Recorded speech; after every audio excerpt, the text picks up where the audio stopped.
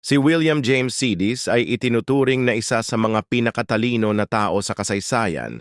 Yung kanyang IQ ay tinatayang nasa pagitan ng 250-300 na siyang pinakamataas na naitala sa kasaysayan. Siya ay isang child prodigy na nagpakita ng kahanga-hangang katalinuhan at kaalaman sa murang edad, mga katangian. Mataas na IQ.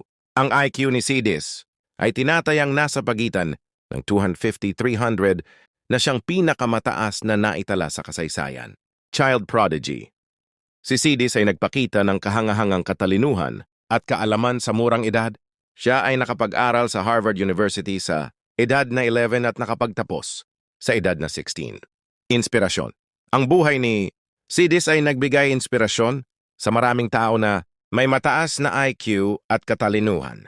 Sa pangkalahatan, si William James Sidis ay isang kahanga-hangang tao na may mataas na IQ at katalinuhan.